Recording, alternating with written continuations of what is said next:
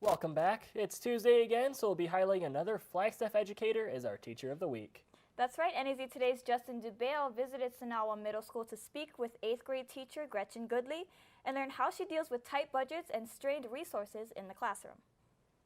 Many people who become teachers go into the profession knowing that it's what they want to do. But Goodley was someone whose passion for teaching came by surprise. I realized that I was actually enjoying the teaching aspect of being in grad school than the actual grad school part. So I was getting to meet students and design lessons and work in labs, and I went, oh crap, I really like teaching. I have to go back to school one more time. And so that's what led me to here. Goodley teaches through a program called Mighty, which teaches biology and engineering at a high level for students who are interested. And it's the reason why she likes middle school so much. I love middle school students, which some people might go, oh my gosh, masochist, right? But I get to teach middle school, but at a high school level content. So I have super motivated kids that are really interested in the sciences and STEM in general.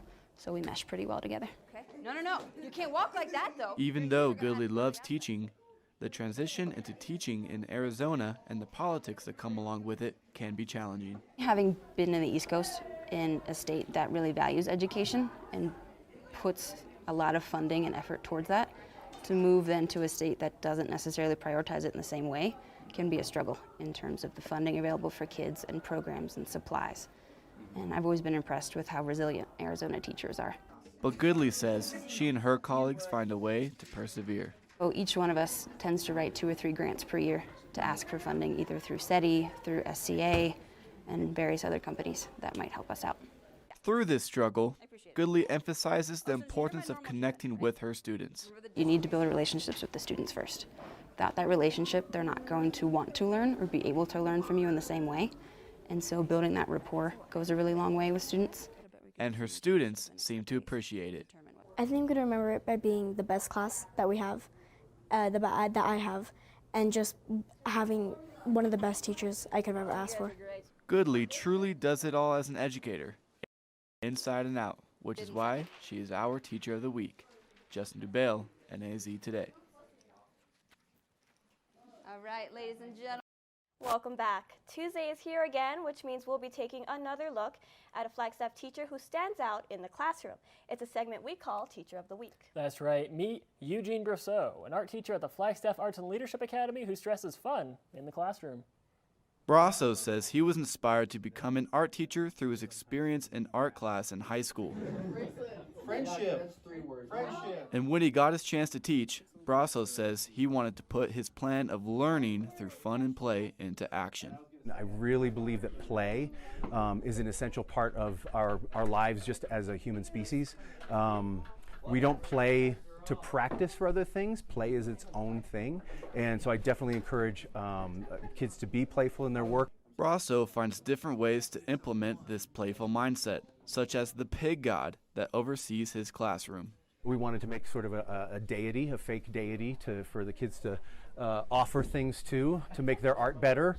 Not literally, obviously, but it's sort of a little mythology as part of the community that moves through this room.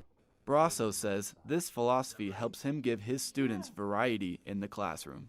It is my mission to really offer them as many opportunities to interact with as many experiences and materials and subjects as possible. Another thing that Brasso tries to do is connect with his students and teach to their needs. I think for every kid it's different. Some kids just need to know that somebody else feels the same way they do, thinks the same way they do. Sometimes kids need hardcore, intense art training, and they demand that of you as a teacher, and I'm happy to supply that as well.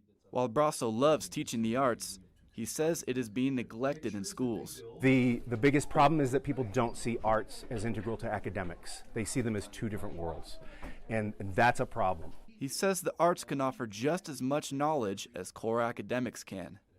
They're learning how to handle materials, how to solve problems, how to create their own versions of their own reality, how to stretch their minds beyond the things that they already know or see or experience, and to neglect those things in favor of things that seem to be more career-oriented is really foolishness. Despite the challenges, Brasso says he can't see himself doing anything else. Seeing my students surprised that they could do something that they couldn't do yesterday. That's got to be the most rewarding part.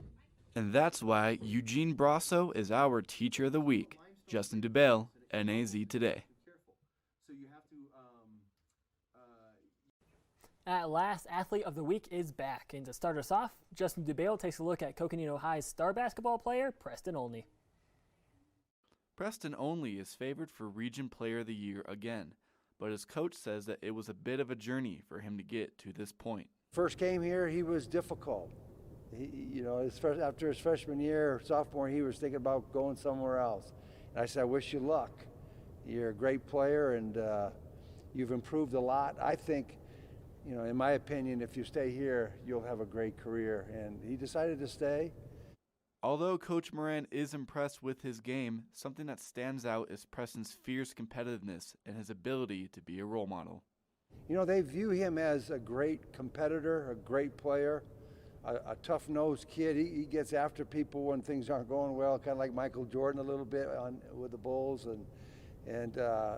But he's grown a lot and matured a lot, and the kids look up to him in a big way. Preston's ability to lead is something he learned along the way. I've done all right job. Last year we had very good captains like Anthony Watson, and he taught me a lot and how to respect the teammates and talk to them. I give them a lot of them advice, especially the JV and the point guards on there and the guards.